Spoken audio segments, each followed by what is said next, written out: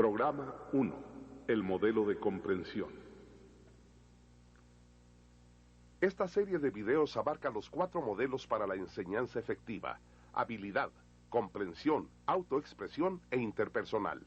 El programa de video que está usted viendo, Estrategias de Enseñanza que promueven la comprensión y el pensamiento crítico, se enfocará en el modelo de la comprensión.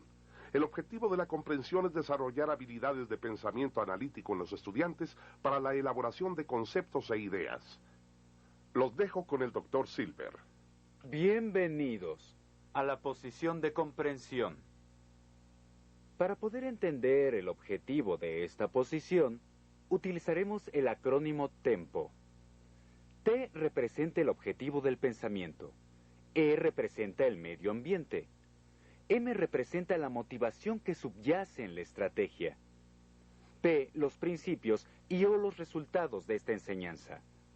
También tendremos la oportunidad de platicar con Art Costa. Art Costa es uno de los grandes en el campo del pensamiento, y hablaremos con él sobre el gran cambio que está ocurriendo en la educación norteamericana, donde abandonamos la enseñanza de habilidades en aras de la comprensión, y lo que significa que los estudiantes entiendan las cosas. También les presentaremos 2 nuevas estrategias que aprenderemos en esta familia. Una se llama generación de conceptos, y entenderemos por qué es importante que los estudiantes desarrollen conceptos, y qué significa para ellos aprender y realmente entender y conocer el concepto. También veremos una segunda estrategia llamada misterio, que desarrolla las técnicas inquisitivas y de investigación, y ayuda a los estudiantes a resolver sus misterios. Empecemos analizando la palabra comprensión. Cuando oímos la palabra comprensión, ¿qué es lo que nos viene a la mente? Comprensión, o entender, significa aprender, captar todo lo que está ahí, explícita e implícitamente, todo lo que contiene información. La comprensión implica ser capaces de utilizar, ser capaces de explicar, de aplicar. Veamos lo que la enseñanza de la posición de comprensión significa entonces. Bueno, para poder entender el objetivo del pensamiento de esta posición, les tengo que hacer una pregunta. Y esta pregunta está relacionada con un tema familiar para todos. Cristóbal Colón. ¿Cómo era Cristóbal Colón cuando era niño? ¿Cómo llega Colón a conocer las cosas que necesita saber para ser un explorador? ¿Qué le pasa a Colón cuando hace su viaje? Y ahora consideren qué le pasa cuando regresa. ¿Tenemos esa información? Y ahora lo que quiero es que piensen en un astronauta. Piensen en cómo se veían los astronautas cuando eran niños. ¿Cómo es que los astronautas aprenden las cosas que necesitan saber para ser astronautas y cómo son cuando realizan su viaje? Y también, ¿qué pasa cuando regresan? Así que ahí está la pregunta. Piensen en lo que saben de un astronauta y piensen en lo que saben de Colón. ¿Son muy parecidos o diferentes entre sí? Formulen una opinión. Busquen el sustento de su opinión. ¿Cuáles serían las 2 o 3 bases de su evidencia? Ahora consideren a alguien que piense diferente a ustedes y a medida que comparten su idea dicen, ¿qué? ¿Cuáles serían sus argumentaciones? ¿Qué dirían ellos? ¿Cómo llegaron a tener esa idea? ¿En qué tipo de pensamiento se involucraron ustedes esta vez? Noten que esto fue razonamiento, y es que el objetivo del pensamiento de comprensión es desarrollar una argumentación, tomar una posición para sustentar este argumento. Todas las mentes tienen la capacidad de memorizar, pero también tienen la capacidad de razonar. El objetivo del pensamiento, de la posición de la comprensión, es elaborar un razonamiento y tener una opinión. Hay una gran diferencia entre saber y comprender. Algunas veces sabemos cosas, pero ¿cuántas personas aquí saben cosas que a veces no entienden? ¿Y cuántas veces pueden entender, pero tal vez no conocer? Así que este es un objetivo diferente de la educación. Es un estilo diferente de enseñanza. Así que contemplemos cómo va a ser nuestro ambiente, la E de tempo, cuando los maestros instruyen para la comprensión. Las lecciones de enseñanza empiezan con preguntas que intrigan e información que estimula. Por ejemplo, todos sabemos que los colonizadores vencieron a los británicos en la Revolución Norteamericana. Pero la pregunta que intriga es, ¿cómo es que una pobre milicia, con muy poco entrenamiento y muy pocos recursos, venció al ejército y a la marina más poderosos del mundo? Así que vemos cómo esta pregunta estimula nuestra curiosidad. Es una pregunta para la comprensión. Así que el maestro presenta preguntas perturbadoras, información que motive, y los estudiantes necesitan procesar estos datos para poder comenzar a estructurar y desarrollar sus explicaciones y pruebas. Pero ¿qué hace el maestro mientras los estudiantes dan sus explicaciones? Sondea las respuestas de los estudiantes. Pero cuando se sondea, ¿cuál es la pregunta que realmente hace el maestro? ¿Por qué? Pero tenemos otra manera de sondear. El otro día estaba yo en un salón y el maestro dijo, ayúdenme a entender. Es interesante que cuando les pedimos que nos ayuden a entender y nos convertimos en los escuchas ingenuos, ellos nos quieren dar mucha más información. Trabajando con un grupo de jóvenes, les pedimos que clasificaran un grupo de minerales, porque íbamos a desarrollar un sistema de clasificación para las rocas. Y Michael dijo haber agrupado las rocas de acuerdo a su edad. Estábamos sorprendidos con este niño de 8 años. Y le dijimos, Michael, ayúdanos a entender. ¿Cómo es que agrupaste tus rocas por edades? Y él dijo, es muy simple. Las más grandes son más viejas que las pequeñas. Como ven, si no sondean, no podrán determinar lo que ellos realmente saben o no saben. Eso es muy importante. Ya tienen la idea de lo que es el estilo. Las preguntas que intrigan, datos que motivan. Los estudiantes tratan de entender, procuran explicar y probar. Ahora, ¿cuál es la motivación detrás del estilo? La motivación es el motor de la curiosidad. Y es que la curiosidad es un gran motivador. La gente tiene curiosidad por todo. Sí, pero ¿por qué? Así que, ¿cómo usamos la curiosidad para motivar a los estudiantes? ¿Hasta qué punto nuestros salones son misterios?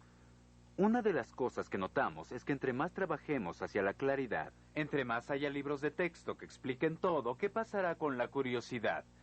En este ámbito, la motivación de la curiosidad es el reto. El deseo de ser curioso para entender las cosas uno mismo. Los estudiantes que aprenden en esta posición aprenden mejor cuando dudan sobre la duda. Las personas que son grandes estudiantes son aquellas que no aceptan nada por su valor intrínseco. En las reuniones académicas se sientan con los brazos cruzados y se reservan el derecho de resistir y revisar cualquier cosa que se les presente.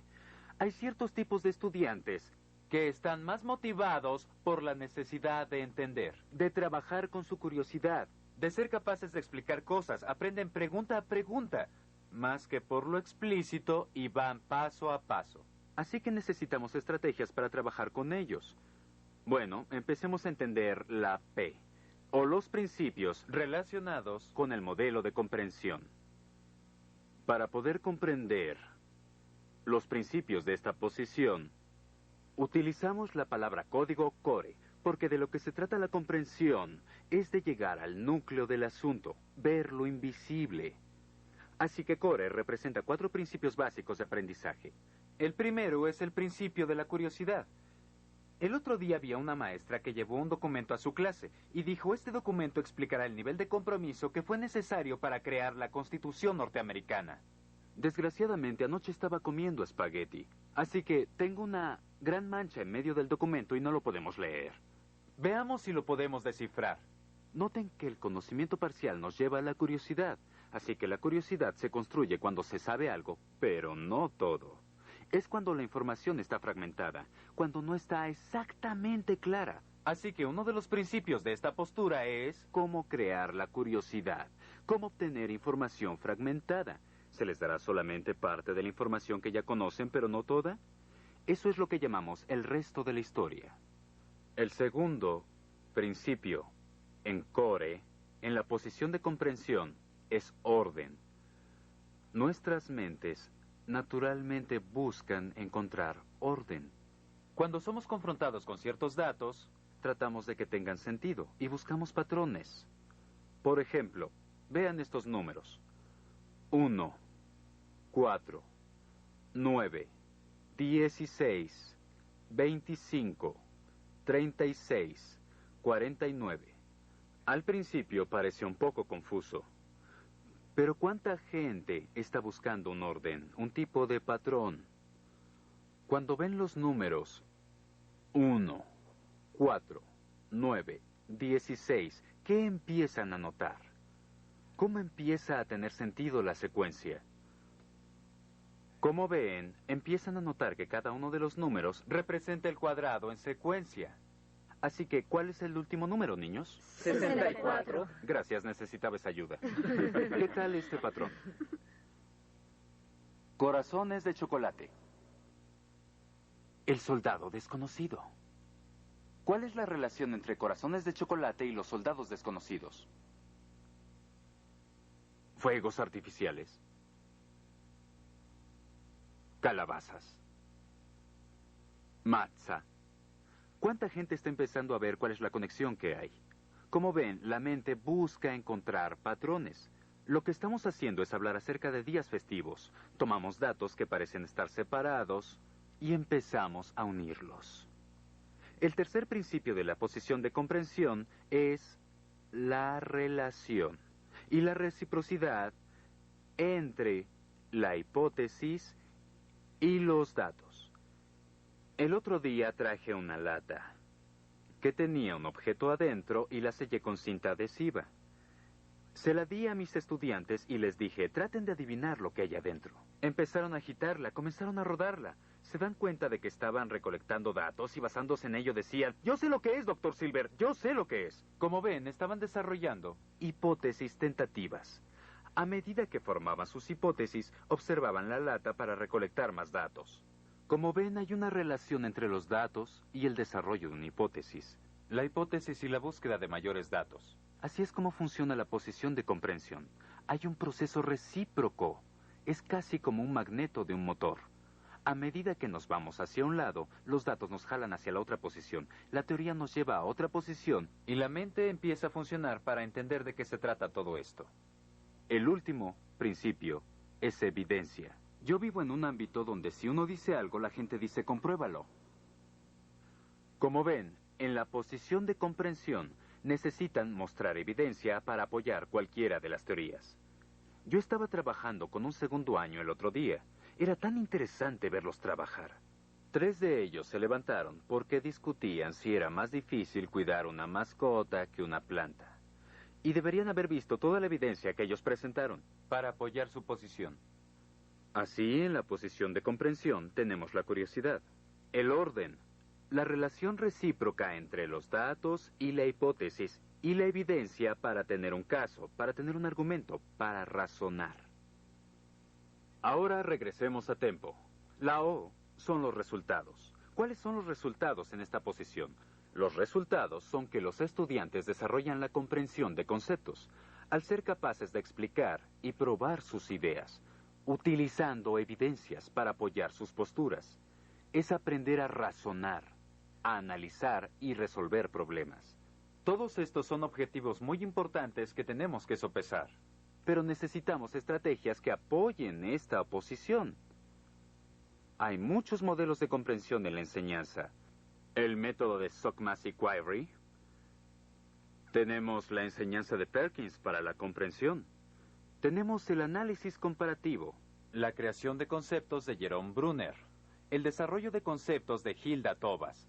Todos estos son diferentes modelos y acercamientos a la enseñanza que forman parte de la posición de comprensión. Así que espero que vean que hay una gran diferencia entre saber y comprender.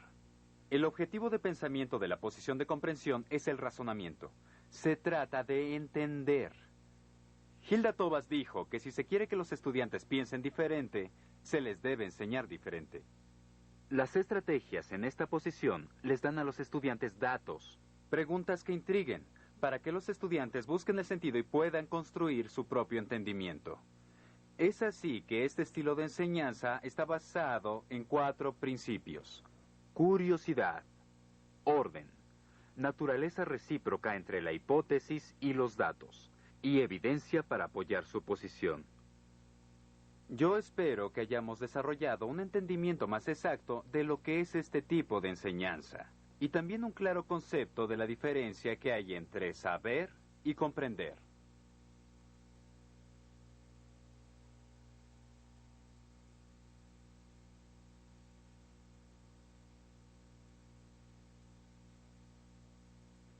Ahora el doctor Silver hablará con el doctor Art Costa, profesor emérito de la Escuela de Educación de la Universidad del Estado de California en Sacramento.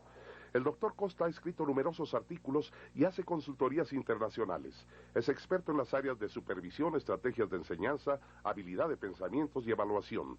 Hablará sobre cómo aumentar el aprendizaje del estudiante y pasar de tan solo cubrir un programa de estudios a que los estudiantes lleguen a un conocimiento más profundo.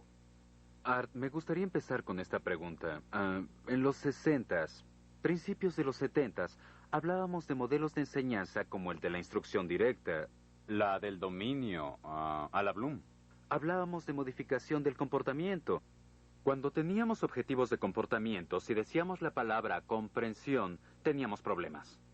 Y ahora, Perkins, tú mismo y otros están hablando sobre enseñar para comprender. Ayúdame a entender. ¿Qué significa enseñar para comprender? Cuando pensamos sobre la comprensión, significa ir más allá de memorizar información. Significa ser capaces de analizarla, aplicarla, usarla en un contexto completamente nuevo y diferente. Hacerse preguntas sobre ella, ser capaces de evaluarla y ver si tiene sentido y aplicarla en diferentes ámbitos. ¿Sabes? Es muy interesante cuando nosotros decimos, ¿sabes algo o entiendes algo? Por ejemplo, yo podría decir, ¿tú sabes quién fue el primer hombre que pisó la luna? Y tú dirías, Neil Armstrong. Así que yo sé de eso. Pero no decimos, ¿tú entiendes quién fue el primer hombre? Sí. Así que hay muchas cosas que van más allá de una simple memorización de nombres o de saber quién, o de saber cuándo, o de saber qué. Comprender significa que se ha obtenido un conocimiento abstracto y que se ha aplicado en algo diferente. Bueno, estas dos posiciones están en conflicto. Saber y comprender y... ¿cuál es el rol de la conexión entre ellas? Bueno, no creo que estén en conflicto para nada porque yo quiero que la gente sepa algo, que los estudiantes tengan información y quiero que recolecten datos, quiero que sepan cómo recolectar información, pero no basta con eso para mí. También quiero que sepan cómo comparar, cómo analizar, cómo aplicar, cómo utilizar esta información en distintas situaciones. Así que parece que saber es el primer paso y es un paso muy importante, pero no es todo lo que hay en el aprendizaje.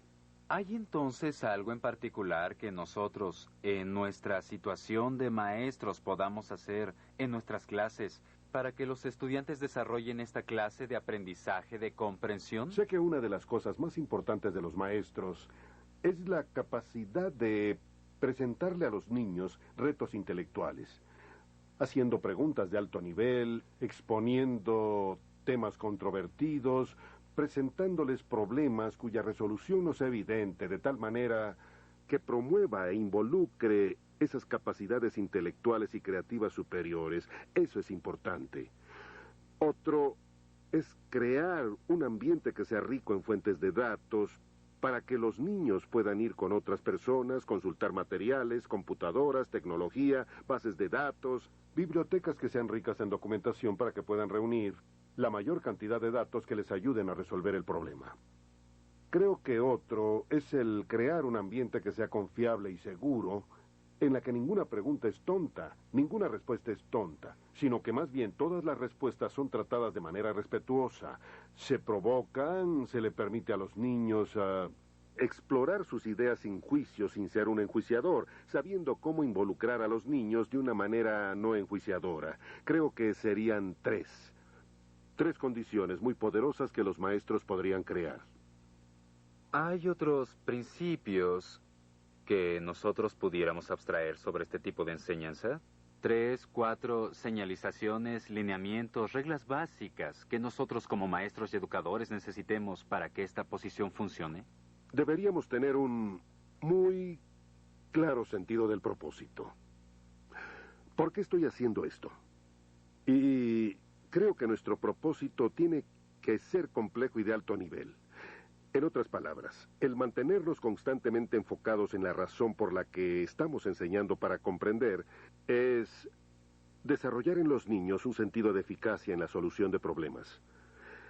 Ayudarlos a desarrollar alternativas y a ser flexibles para que tengan muchas maneras de resolver problemas, ayudarles a entender su propia metacognición. Pensar en sus propios procesos de pensamiento, hacerse conscientes de sus estrategias, ser capaces de describirlas a otros reflexionando sobre ellas, alterándolas si lo necesitan. Creo que también necesitan enseñar a los niños cómo interactuar con otros, cómo construir una comunidad de estudiantes. Me parece que esos son los dos objetivos mayores para los que siempre trabajamos. Así que mantener el enfoque en el tipo de objetivos más complejos me parece que es muy esencial. El otro es crear un tipo de ambiente donde los procesos de pensamiento del niño estén involucrados. Y sean estimulados y en un medio ambiente seguro para explorar. Donde no haya enjuiciamientos, donde los niños puedan asumir riesgos, probar nuevas ideas, experimentarlas y aprender de eso.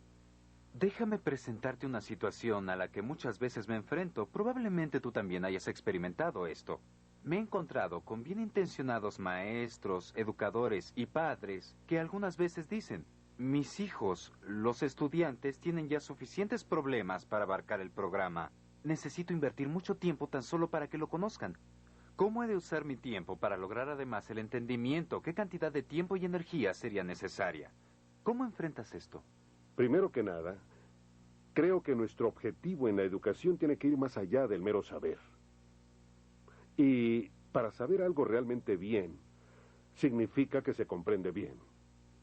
Creo que la enseñanza no está completa, a menos que la parte de comprensión también esté ahí. Así que más bien enseñaría menos, pero lo haría de una manera más poderosa en un nivel de comprensión, en lugar de que los niños solo conozcan las respuestas de algo para examinarlos.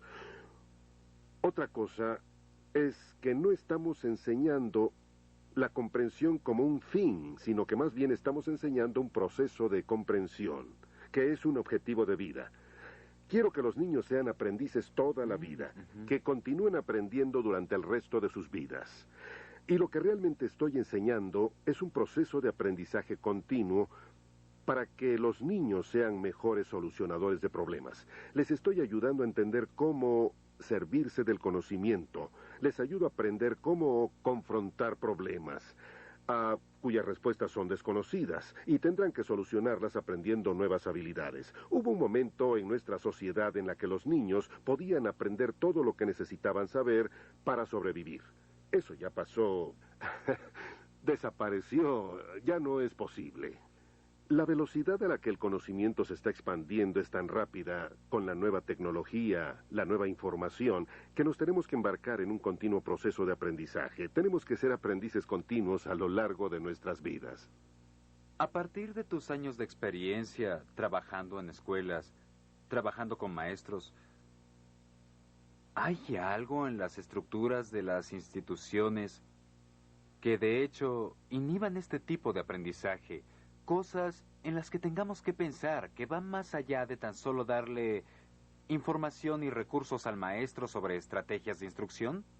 Creo que hay una gran cantidad de claves que se desprenden del ambiente en el que los maestros y los estudiantes trabajan. Y esas claves y señales son muy poderosas. Probablemente tienen más influencia que lo que el maestro hace en la clase misma. Un ejemplo, quiero que trabajen cooperativamente, en grupo. Sin embargo, les dan el examen. Solo vean su examen, no le hablen al vecino. Exactamente. ¡Qué incongruencia! Sí. Bueno, ¿qué tiene más poder? ¿Lo que dice el maestro o el examen? Los niños toman muchas claves a partir de la evaluación.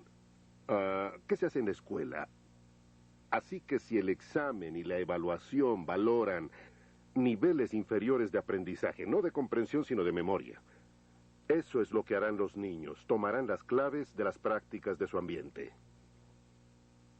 Mencionaste la palabra antes, de manera importante, y es una palabra de la que mucha gente está hablando en la educación: evaluación. Sí.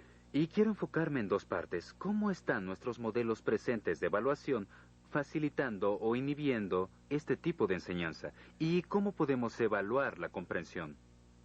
Bueno, cuando mencionas los modelos actuales, por cierto, hay un vasto cambio hoy en día en todo el proceso de evaluación. Creo que básicamente lo que estamos encontrando es que no podemos calificar, nuestros objetivos orientados hacia los resultados, utilizando técnicas de evaluación orientadas hacia los procesos. No funciona muy bien. Así que tenemos y seguiremos teniendo exámenes de conocimientos para medir la adquisición de conocimiento en los niños. Para eso sirven y sirven bien. Sin embargo, a medida que vemos la creatividad, la resolución de problemas, la metacognición y autorreflexión, a medida que observamos la creatividad, descubrimos que esos resultados no son fácilmente cuantificables con los antiguos métodos, así que tenemos que encontrar nuevas maneras. Por ejemplo, álbumes en los que los niños reúnan evidencia de su creatividad. Periódicos en los que los niños escriban sobre sus propias reflexiones en cuanto a cómo creen que están desempeñándose en lectura o matemáticas, o creatividad o lo que sea, así que tienen una autoevaluación, desempeño. ¿Sabes? Descubrimos que las evaluaciones se dan todo el tiempo. En las Olimpiadas realizadas por atletas, tenemos una serie de jueces que califican 5.9, 5.6, 5.8. Así que tenemos jueces que ven el desempeño. Esa es otra manera de evaluar. Necesitamos analizar las distintas maneras en que se puede evaluar un mismo desempeño. Por ejemplo, cuando tu hija mayor aprendió a manejar. Sí. ¿Qué fue lo que te permitió darle las llaves del auto? ¿Fue tan solo el examen para obtener la licencia? Bueno, fue mi esposa la que me convenció. Cuando ella dijo está bien, le di las llaves. Pero creo que el asunto es que aunque saque todo bien en el examen escrito de manejo, no necesariamente significa que ella sabe manejar un automóvil. Exacto. Primero tiene que tomar el examen. Uh-huh. Tiene que pasar la prueba con el instructor que vaya con ella. Uh-huh. Y tiene que ganarse tu confianza. Por supuesto. Por supuesto. Ahora nótese. Tienes 3 evaluaciones de un solo examen de manejo. De hecho, si tú hablas con mis hijas, nuestra creencia en casa es que no sabes manejar hasta 3 años después de que has pasado tu examen. Y que aún están en proceso de aprendizaje Suficiente. y de práctica y desarrollo. Así que lo que estás diciendo es que el examen es tan solo una parte de la evaluación total. Claro. Así que tú tienes que ver ese desempeño y muchos otros más antes de que estés listo para darle las llaves del automóvil. Es lo mismo con la enseñanza. Decimos, sí, yo quiero que los niños aprendan a leer y les doy un examen de lectura. Pero eso no mide ni comprensión ni entendimiento. No mide el amor por la lectura. Así que tenemos que ver el asunto de la lectura desde muchas perspectivas diferentes. Ahí es donde estamos descubriendo, en la evaluación, cómo hemos de observar el aprendizaje, desde muchas y diferentes perspectivas, archivos, listas, exposiciones, diarios y exámenes. Así que estamos usando muchas formas de cuantificar el logro. Querrías hablar sobre el tema del repertorio. ¿Por qué crees tú que los maestros necesitan tener un extenso repertorio de estrategias? Bueno, Harvey, déjame hacerte una analogía. Sabes, en el juego de ajedrez, la pieza más importante es la reina. Y la razón por la que la reina es la más valiosa es porque puede hacer la mayor cantidad de movimientos. Así que la analogía es similar a un maestro. El maestro más valioso, el más poderoso. Ese es el que tiene el repertorio más amplio. Yo puedo trabajar con una gran cantidad de estudiantes diferentes. Puedo trabajar con diferentes contenidos. Puedo lidiar con muchos tipos diferentes de estrategias. Puedo lidiar con muchos estilos diferentes de aprendizaje. Así que entre más amplio sea mi repertorio, entre más flexibilidad tenga, más podré echar mano de mi repertorio y trabajar flexiblemente en un sinnúmero de situaciones. Eso es lo que me hace un maestro poderoso, tener un repertorio. Porque ya sea que nos guste o no, los niños no son iguales. Creo que la educación sería muy sencilla si todos los niños fueran exactamente iguales, pero desafortunadamente sucede que son muy diferentes. Así que no hay una manera única en la que yo enseñe y que le atraiga a todos los niños. Así que si yo tengo repertorio, podré lidiar con unos niños de una manera y de otra con otros. Todos van a aprender, pero de acuerdo a su propio estilo, a su propio paso. Así que depende de mí, como maestro eficaz, saber cómo enseñarle a esos chicos con una variedad de posibilidades, con diferentes métodos. En realidad creo que nos acabas de dar un argumento poderoso sobre la necesidad de que el maestro tenga un amplio repertorio. Pero déjame compartir contigo una experiencia que tuve. Hace unos cuantos años, alguien me pidió escribir un artículo para liderazgo educativo. Y era en respuesta a un profesor que escribió un artículo en un periódico en el que afirmaba que los maestros no podían ser Albert Schweitzer, que de hecho se les estaba exigiendo demasiado al pedirles tener una variedad de estrategias o un repertorio muy amplio, que no eran científicos, músicos ni artistas, y que los maestros realmente necesitaban tener una o dos estrategias con las que estuvieran a gusto y las hicieran parte de sus actividades. Como maestro, yo pienso que deberíamos ser un estudiante continuo entre los estudiantes. Y para mí eso significa que voy a continuar mejorando mi trabajo como maestro. Así que lo que yo esperaría es que no fuéramos Albert Schweitzer, sino que fuéramos aprendices continuos. Yo creo que cualquier profesional querría mejorar continuamente su oficio de instructor. Sería un modo continuo de aprendizaje. Así que, sí, yo me quiero hacer muy habilidoso en el manejo de los tipos de enseñanza. Pero eso no es suficiente para mí. Tal vez vaya más profundamente y quiera manejar eso. Me gustaría ser muy bueno en la nueva instrucción norteamericana, por ejemplo. Pero ya que lo haya logrado, me gustaría hacer algo más. Así que lo que veo es una persona que está en un proceso continuo de aprendizaje y que continúa en el perfeccionamiento de su oficio de enseñanza. Lo que para mí significa aprender muchas maneras de enseñar, no solamente una técnica.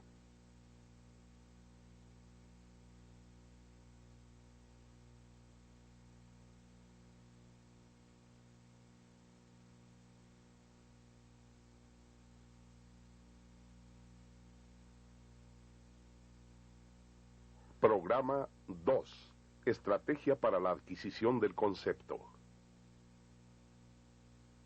¿Cuántos de ustedes tienen estudiantes que algunas veces están confundidos y dicen, no la pesco?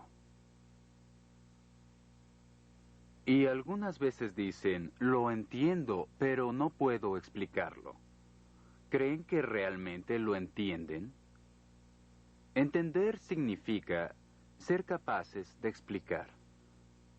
Nuestra primera estrategia de comprensión se llama adquisición del concepto y proviene del trabajo de Jerome Bruner, que nos ha ayudado a entender cómo es que nuestra mente naturalmente forma conceptos y cómo podemos utilizar esto para enseñar importantes ideas. Pero antes de hablarles sobre la estrategia, quiero hablarles sobre esta caja.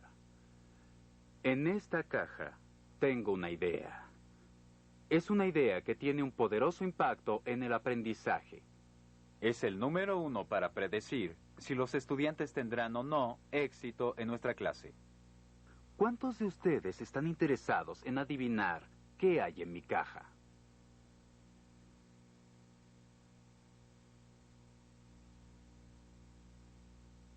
Este es un sí. Democracia. Tiene mi idea. Es un ejemplo de lo que tengo en mi mente. Aquí está otro ejemplo. Estados Unidos. Pero este es un no.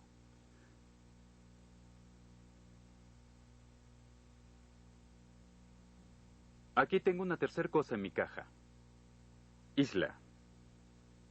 Esta es un sí.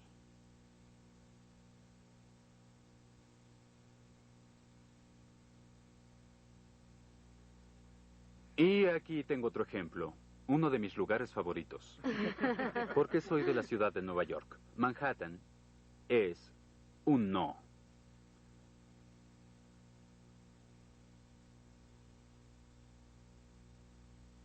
¿En qué coinciden los sí? ¿Y en qué se diferencian de los no? Acabo de usar el primer principio del ámbito de la comprensión, que es la curiosidad. Noten que he creado una pequeña confusión en su mente. ¿Por qué los sí? ¿Y en qué se diferencian de los no? Esta estrategia parte de los principios de la comprensión. Y el segundo principio es un deseo de encontrar orden. Nuestra mente es un órgano que naturalmente busca patrones. Siempre está tratando de encontrar el sentido. Bueno, aquí tenemos un tercer ejemplo. Cuadrado. ¿Es un sí o un no? ¿Qué piensan?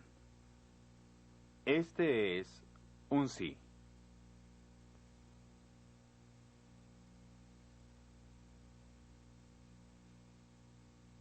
Aquí está otro.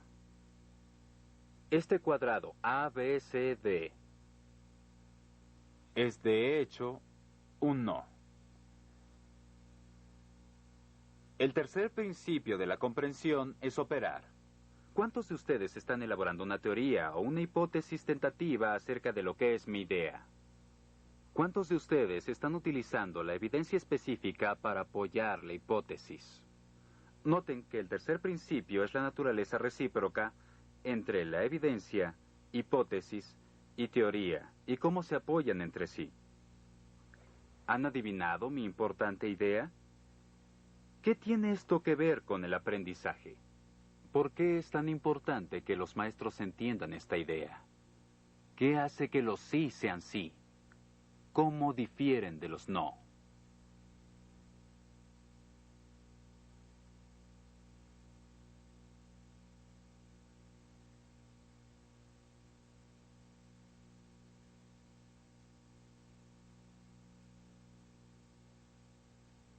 Aquí tenemos dos ejemplos más.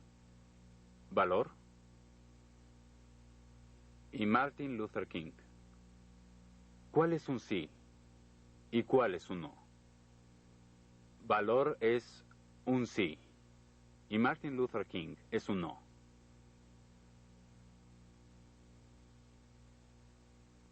¿Y qué tienen en común todos mis sí? Todos mis sí son conceptos. Ahora entendemos lo que hay en la caja. No olviden que lo que ustedes descubrieron es suyo. Si usamos estrategias en las que los estudiantes tengan que descifrar y descubrir los atributos esenciales de lo que es la gran idea, entonces les pertenece, pueden usarla. Esto es lo que predice el gran éxito en la escuela. Como ven, esta estrategia es sobre cómo les enseñamos conceptos a los niños. Conceptos que pueden utilizar y tener sentido. Todos los sí son ideas abstractas, en donde tenemos ejemplos y no ejemplos, que son definidos por atributos esenciales que nos ayudan a identificar el concepto de entre otros conceptos. Todos los no son ejemplos particulares. Los conceptos son el pegamento, la proteína, los bloques edificantes de nuestro entendimiento. Para que podamos entender un concepto o una nueva idea, tenemos que adherirla al concepto existente que los estudiantes tienen en sus mentes. Los maestros necesitan entender que son conceptos y necesitan saber cómo enseñarlos. Pez es un concepto. Tiene ciertas características, como que vive en el agua. ¿Pero eso es un atributo esencial? No. Hay otros seres vivos que habitan en el agua y que no son peces. Aunque por otro lado, escamas y branquias son atributos esenciales que distinguen a los peces de otros organismos vivos. Los atributos esenciales son aquellas características que distinguen un concepto de otro. Por ejemplo,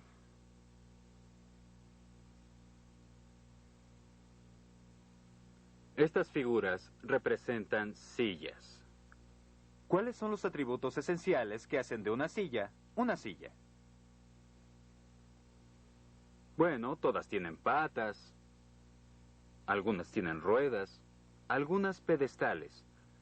Pero los atributos que distinguen este concepto de otros conceptos son que tienen asiento, tienen respaldo y son para una persona. El atributo esencial distingue una idea de otra idea. Los conceptos tienen ejemplos, pero también tienen no ejemplos. Estos no son sillas, pero también sirven para que la gente se siente. Noten que lo que diferencia a un banco de una silla es que no tiene respaldo. Lo que hace diferente a un sillón de una silla es que se sienta más de una persona. Lo que hace a un taburete diferente de una silla es que no tiene respaldo. Y nuevamente, una banca la puede usar más de una persona. Así que para poder entender un concepto, los estudiantes tienen que conocer los atributos esenciales. Un concepto es una etiqueta. Tiene un grupo de características. Es una idea abstracta. Una cosa que tenemos en nuestra mente. Tiene un grupo de atributos esenciales o de atributos esenciales que la distinguen de un ejemplo a otro ejemplo. Para que los estudiantes realmente entiendan los conceptos, deben conocer los atributos esenciales. Veamos cómo se forma un concepto. ¿Cuántos de los presentes tienen hijos? ¿Cuántos de ustedes recuerdan la primera palabra de sus hijos? Quizá cuando por primera vez dijeron mamá, o en mi caso, papá. ¿Verdad? Seguro que saltaron de felicidad y dijo una palabra, pero ¿qué notaron? Cualquiera que anduviera por ahí diría, dijo mamá o dada. Es decir, que tenían la etiqueta, pero a esta no le correspondía ningún atributo. Pero entonces empezó a decir, no, él es el tío Harry, ella es la abuela, él el abuelo. Y antes de que se dieran cuenta, empezaron a identificarlos a ustedes con un grupo de atributos. Alguien que viene cuando lloro, alguien que me alimenta y me nutre. Y luego la etiqueta le fue puesta a un grupo específico de atributos. Como ven, así es como la mente forma conceptos. El factor número 1 para predecir el éxito en la escuela es el número de conceptos que un niño que va a la escuela maneja y recuerda. Como ven, si ustedes son pobres en conceptos, su habilidad para crear las conexiones va a ser muy pequeña. Es por eso que es tan importante que en una educación infantil temprana trabajemos en el desarrollo de conceptos. Oh, sí, ya lo sé. Ellos querrán conocer los números y ustedes enseñarles todas las letras, pero a la larga se trata de enseñarles conceptos. Plaza Sésamo supo esto todo el tiempo. Esta cosa no es como la otra. Esta cosa no es de aquí. ¿Puedes decirme cuál no es como la otra antes de que termine la canción? ¡Hey! Todo se trata de formar conceptos. Un amigo dice que los conceptos son el velcro de la mente. Son los ganchos en los que colgamos todas las nuevas ideas que estamos aprendiendo. Pero veamos cómo la mente forma un concepto. ¿Cómo es que un maestro muchas veces enseña un concepto y el problema en el que puede meterse? Digamos que quiere enseñarles un concepto muy simple, un cuadrado. Y el maestro dice, niños, este es un cuadrado. Niños, ¿cómo lo llamamos? Cuadrado. Bien. Luego entonces tienen un objeto. Para afirmar la declaración, ¿cuál de estos dos es un cuadrado? Y la mitad de los estudiantes dirían, B. ¿Por qué? Por el color. Noten que no identificamos los atributos esenciales. Lo que hicimos fue que nos enfocamos en nuestra etiqueta. Ahora, esto parece muy obvio, pero déjenme decirles que esto pasa frecuentemente en nuestros salones. A medida que vamos ascendiendo de nivel, utilizamos etiqueta tras etiqueta tras etiqueta y no ocupamos nada de tiempo hablando de los atributos esenciales para que nuestros estudiantes puedan realmente comprender. Aprender un concepto tan solo por su etiqueta no es suficiente. Pero también, entre más ejemplos le puedan dar a sus estudiantes, más podrán ellos identificar los atributos esenciales. Por ejemplo, todos estos son cuadrados. En cuanto les enseñe esto a mis estudiantes, les voy a poder preguntar, ¿en qué se parecen todos estos cuadrados? ¿En las líneas que los cruzan? ¿En las partes sombreadas? ¿En la manera en que están dispuestos? Es decir, ¿cuáles son los atributos esenciales que hacen de un cuadrado un cuadrado? Mis estudiantes no habrán obtenido el concepto hasta que puedan generar sus propios ejemplos y hasta que me puedan explicar a mí qué constituye un cuadrado. Entonces es que entienden el concepto. Otra cosa que aprendimos acerca de cómo la mente forma conceptos es que no es únicamente a través de ejemplos sí, sino que es también comparando los ejemplos sí con los ejemplos no. Así que, por ejemplo, todos estos son ejemplos del concepto cuadrado. Pero todos estos son no. Así que lo que realmente se le pide hacer a los estudiantes es realizar una doble comparación. ¿Cómo es que estos son iguales y cómo se diferencian de los no? Todos los conceptos tienen estructuras. Hay un concepto más grande con el que se les asocia siempre. Y ejemplos específicos. Así que, por ejemplo, auto es un ejemplo de la gran idea de vehículos, que es un ejemplo de transportación, del cual un convertible o un sedán son ejemplos de autos. Noten que los conceptos tienen jerarquía. Hay ideas de rango superior, ideas ordinarias al mismo nivel, y hay ideas de rango inferior. Así que, por ejemplo, democracia es un concepto. ¿Cuáles son los conceptos ordinarios de democracia? Oligarquía, monarquía, dictadura. Todas ellas son formas que parten de una idea de rango superior de gobierno. Los conceptos inferiores a democracia serían los Estados Unidos o Canadá. Así que cuando ven un concepto, no solamente tiene una etiqueta, es una idea abstracta. No solamente tiene características, tiene atributos esenciales que la distinguen de otros ejemplos. Hay ejemplos y no ejemplos, y tienen un marco o estructura. Cuando los estudiantes entienden estas estructuras, entienden la etiqueta y la pueden generar. Entonces, en realidad entienden un concepto.